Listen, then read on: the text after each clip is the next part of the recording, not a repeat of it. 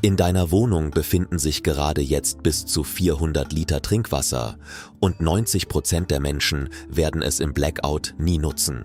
Die meisten Menschen werden bei einem großen Stromausfall, Blackout, nicht an Durst sterben, sondern aufgrund eines einzigen fatalen Fehlers, den sie begehen. Wenn die Wasserhähne trocken bleiben, werden alle in die Supermärkte stürmen und sich um die leeren Regale streiten. Aber wenn nach 3 Tagen das Wasser in den Supermärkten ausgeht, beginnt die eigentliche Katastrophe. In nur 72 Stunden beginnt der Körper zu versagen. Zuerst wird der Verstand trüb, dann stellen die Organe nacheinander ihren Betrieb ein. Während sich draußen die Menschen um eine Flasche schmutziges Wasser streiten, werden die Krankenhäuser längst zusammengebrochen sein. Aber wissen Sie, was das Tragische daran ist? Während die Menschen vor Durst sterben, stehen direkt hinter ihnen an der Wand, unter dem Herd oder im Badezimmer 400 Liter sauberes Wasser. Und sie werden sich dessen nicht einmal bewusst sein. Stell dir vor, draußen herrscht Chaos, die Kinder weinen vor Durst, dein Partner ist überfordert und weiß nicht, was er tun soll. Die Nachbarn kommen in Panik zu dir und bitten dich um Hilfe. Der letzte Tropfen Wasser ist aufgebraucht.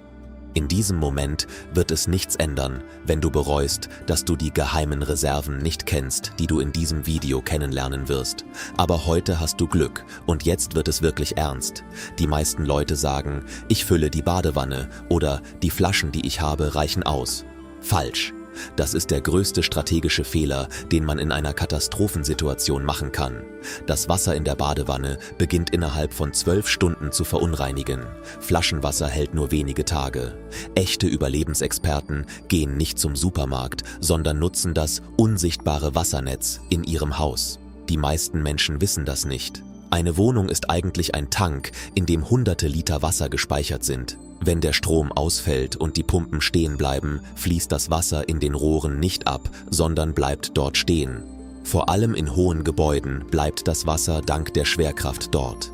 Aber wenn man nicht weiß, wie man es ablassen kann, stirbt man vor Durst, obwohl man einen Schatz in den Rohren hat. Hier beginnt der tödliche Fehler. Der erste große Speicher, Ihr Warmwasserspeicher. Der Thermosiphon oder Boiler in Ihrem Haus ist eigentlich ein riesiger, 60 bis 120 Liter fassender, trinkbarer, kalkfreier Wasserspeicher. Wenn Sie das Ablassventil darunter öffnen, können Sie unabhängig vom Chaos draußen sofort den Wasserbedarf einer Familie für eine Woche decken. Die meisten Menschen glauben, dass dieser Tank nur für Warmwasser da ist. Nein, er ist Ihr Überlebenstank. Die zweite geheime Quelle, die Wasserleitungen selbst. Wenn der Hauptwasserhahn in Ihrem Wohnhaus geschlossen wird, können Sie sich gar nicht vorstellen, wie viel Wasser in den Leitungen zurückbleibt. Wenn Sie den Wasserhahn im untersten Stockwerk öffnen und durch einen Ventil im obersten Stockwerk Luft einströmen lassen, fließt das gesamte Wasser aus den Rohren ab. Das verschafft Ihnen zusätzliche 50 bis 80 Liter Wasser. Dritter und umstrittenster Ort, der Spülkasten. Nein, ich spreche nicht vom Wasser in der Toilette. Das Wasser in dem Keramiktank hinten ist sauberes Wasser aus dem Leitungsnetz. Wenn Sie keine duftenden Chemikalientabletten hineingeworfen haben, können diese 10 bis 15 Liter Wasser Ihnen im kritischsten Moment das Leben retten. Aber Vorsicht, nur wenn Sie sicher sind, dass es sauber ist. Wie kann man dieses Wasser sicher machen? Hier kommt der zweite Fehler ins Spiel, den 70% der Menschen begehen. Sie trinken das Wasser direkt. Da das Wasser in den Leitungen steht, können sich Bakterien bilden.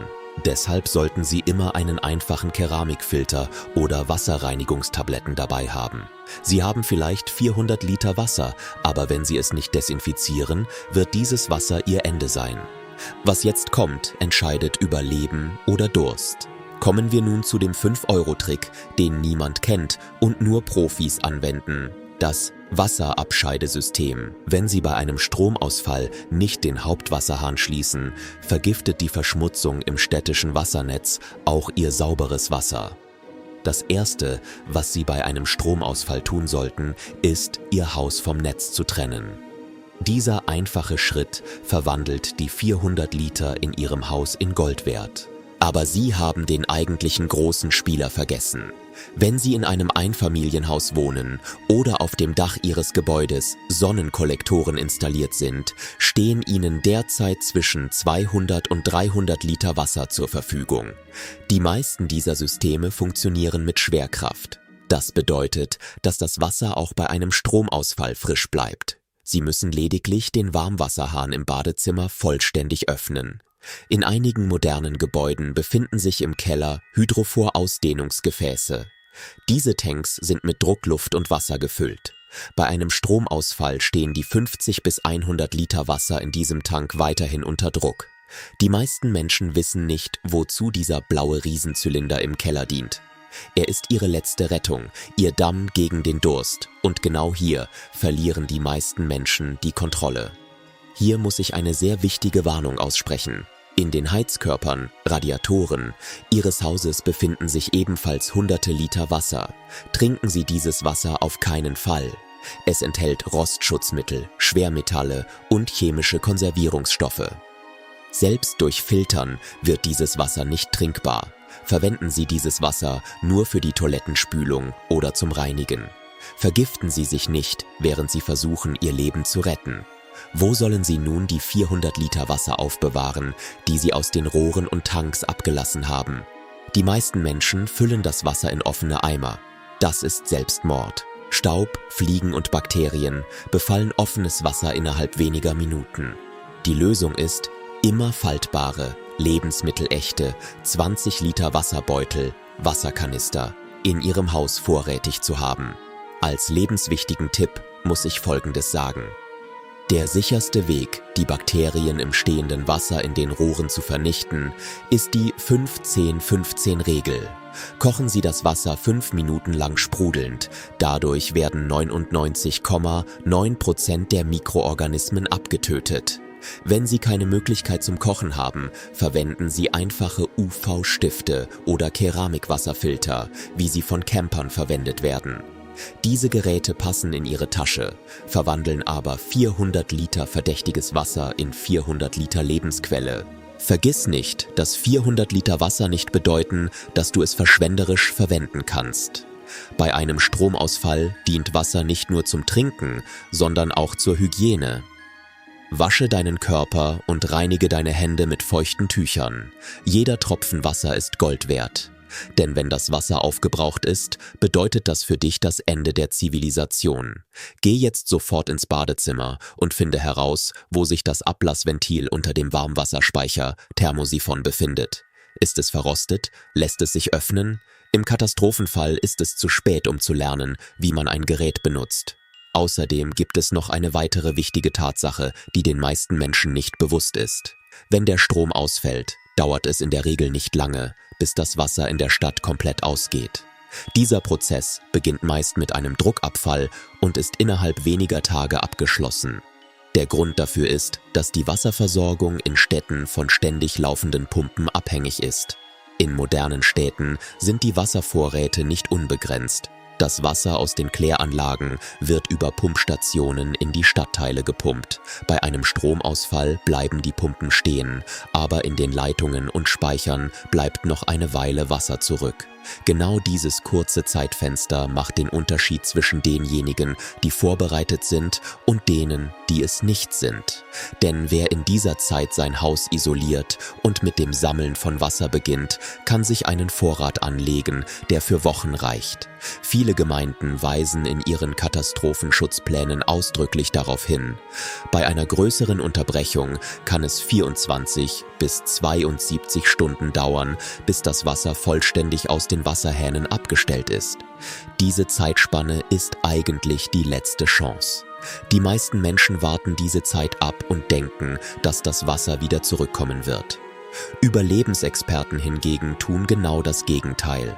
Sobald der Druck nachlässt, beginnen sie, alle Wasserressourcen im Haus zu sammeln.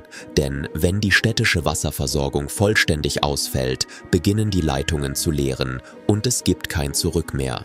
Einer der größten Fehler bei der Wasserspeicherung zu Hause ist die Annahme, dass Plastikflaschen unbegrenzt haltbar sind. Tatsächlich haben sogar kommerzielle Wasserflaschen eine begrenzte Haltbarkeit. Der Grund dafür ist nicht, dass das Wasser verdirbt, sondern dass Plastikflaschen mit der Zeit Mikroplastik abgeben. Plastikflaschen, die lange Zeit in einer warmen Umgebung stehen, verändern den Geschmack des Wassers und erhöhen das Risiko der Freisetzung von Chemikalien. Daher werden für die Langzeitlagerung lebensmittelechte, dicke Plastik- oder Metallbehälter empfohlen. Ein weiterer kritischer Punkt ist, dass Wasser nicht nur zum Trinken, sondern auch für die Hygiene lebenswichtig ist. Nach Angaben der Weltgesundheitsorganisation ist nicht Wassermangel, sondern mangelnde Hygiene die Hauptursache für Epidemien bei Katastrophen. Wenn Menschen Wasser nur zum Trinken reservieren, waschen sie sich nicht mehr die Hände, können Oberflächen nicht reinigen und Krankheiten breiten sich schnell aus.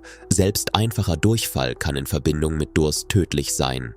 Daher sollte mindestens die Hälfte des gespeicherten Wassers für Hygienezwecke vorgesehen werden. Ein Stromausfall bedeutet auch, dass die Kanalisation nicht mehr funktioniert. Dies löst eine zweite Krise aus, an die die meisten Menschen gar nicht denken. Wenn die Abwasserpumpen nicht funktionieren, kann es zu einem Rückstau kommen. Daher muss für die Toilettenbenutzung im Haushalt ein separater Wasserplan erstellt werden.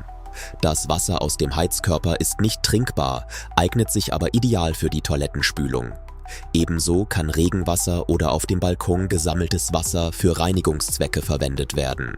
Trinkwasser und Reinigungswasser müssen unbedingt voneinander getrennt werden. Die meisten Menschen, die in Städten leben, ignorieren Regenwasser völlig. Dabei kann selbst ein kurzer Regen eine erhebliche Menge Wasser liefern. Ein durchschnittliches Apartmentdach sammelt bei einem Regen Hunderte von Litern Wasser. Dieses Wasser ist nicht direkt trinkbar, kann aber durch Filtern und Abkochen sicher gemacht werden. Katastrophenschutzleitfäden betrachten Regenwasser als sekundäre Trinkwasserquelle. Ein weiterer wichtiger Punkt ist die Frage, wie das Wasser nach der Speicherung geschützt werden kann. Das gespeicherte Wasser sollte an einem dunklen und kühlen Ort aufbewahrt werden. Sonnenlicht beschleunigt die Algenbildung. Algen können das Wasser giftig machen. Selbst geschlossene Behälter können innerhalb weniger Wochen ungenießbar werden, wenn sie direktem Sonnenlicht ausgesetzt sind. Daher ist der Ort, an dem das gespeicherte Wasser aufbewahrt wird, mindestens genauso wichtig wie das Wasser selbst. Die zweithäufigste Todesursache bei Katastrophen sind falsche Wasseraufbereitungsmethoden. Menschen glauben, dass sie Wasser reinigen, können sich dabei aber tatsächlich vergiften. Beispielsweise ist die Aufbereitung mit Bleichmittel gefährlich, wenn sie nicht richtig angewendet wird. Die richtige Dosierung beträgt in der Regel einige Tropfen pro Liter, aber bei übermäßiger Verwendung wird das Wasser ungenießbar. Daher ist das Abkochen immer die sicherste Option. Wenn kein Abkochen möglich ist, ist die Kombination aus Filter und chemischen Tabletten die sicherste Alternative. Bei der Planung des Wasserverbrauchs sollten auch psychologische Faktoren berücksichtigt werden. Unter Stress konsumieren Menschen mehr Wasser als normalerweise. Die Angst vor Durst führt zu panischem Trinken. Daher sollte der tägliche Verbrauchsplan im Voraus festgelegt werden. Für einen Erwachsenen sind 2 bis 3 Liter Trinkwasser pro Tag ausreichend. Mehr ist unnötiger Verbrauch und führt dazu, dass die Reserven frühzeitig aufgebraucht sind. Auch Haustiere dürfen nicht vergessen werden. Bei Katastrophen planen viele Menschen kein Wasser für ihre Tiere ein. Dabei kann ein Hund täglich 1 bis 2 Liter Wasser verbrauchen. Diese kleinen Details erhöhen den Gesamtwasserbedarf erheblich. Ein weiterer wichtiger Aspekt neben der Wasserspeicherung ist die Transportfähigkeit des Wassers. Wasser, das in großen Behältern gelagert wird, kann unter Umständen nicht transportiert werden. Daher sollte das Wasser in kleine Behälter umgefüllt werden. 20 Liter Behälter gelten als ideal für den Transport.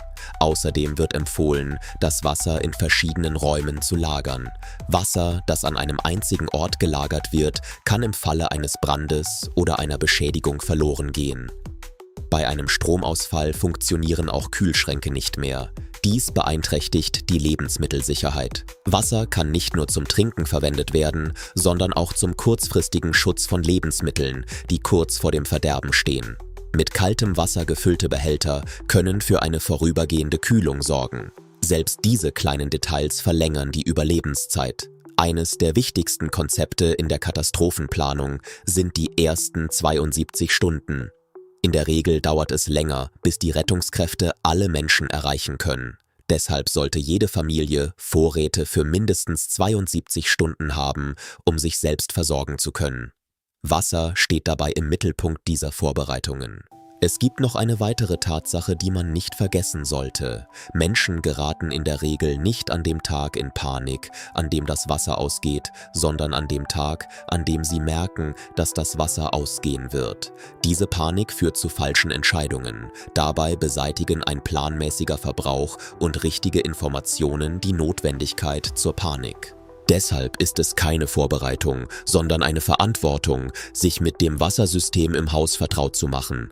Zu wissen, wo sich der Hauptwasserhahn befindet, den Thermosiphon-Ablasshahn zu überprüfen und einen leeren Kanister bereitzuhalten, sind einfache, aber lebenswichtige Maßnahmen. Wenn eine Katastrophe eintritt, bleibt keine Zeit, neue Fähigkeiten zu erlernen. In diesem Moment hilft nur das, was man bereits weiß. Letztendlich ist die wichtigste Erkenntnis folgende: Das Überleben in Katastrophen ist meist keine Frage der Ausrüstung, sondern eine Frage des Wissens. Stellen Sie sich zwei Familien vor, die im selben Wohnhaus leben. Die eine rennt panisch in die Supermärkte, die andere nutzt das Wassersystem im Haus. Der Unterschied zwischen ihnen ist nicht Glück, sondern Wissen. Vielleicht werden sie das heute Gelernte nie brauchen. Aber wenn es eines Tages doch einmal gebraucht wird, kann dieses Wissen den Unterschied zwischen Leben und Tod ausmachen. Denn Wasser ist die Grundlage der Zivilisation. Ohne Wasser gibt es keine Stadt. Ohne Wasser gibt es keine Ordnung. Und ohne Wasser geht die Zeit sehr schnell zu Ende. Deshalb kann eine kleine Überprüfung, die Sie heute durchführen, eine große Krise morgen verhindern. Gehen Sie jetzt ins Badezimmer, schauen Sie unter den Warmwasserboiler, finden Sie heraus, wo sich der Hauptwasserhahn befindet, besorgen Sie sich ein paar leere Kanister und teilen Sie diese Informationen Ihrer Familie mit. Denn Vorbereitung ist keine Panik. Vorbereitung ist eine stille Versicherung für die Zukunft. Dieses Video soll Ihnen keine Angst machen, sondern Ihnen ein Bewusstsein für die Notwendigkeit der Vorbereitung vermitteln. Wenn Sie sich für solche realistischen Kriseninformationen und praktische Überlebensratgeber interessieren, abonnieren Sie den Kanal und aktivieren Sie die Benachrichtigungen, damit Sie keine neuen Videos verpassen. Denn Katastrophen sind selten, aber Vorbereitung ist immer wertvoll.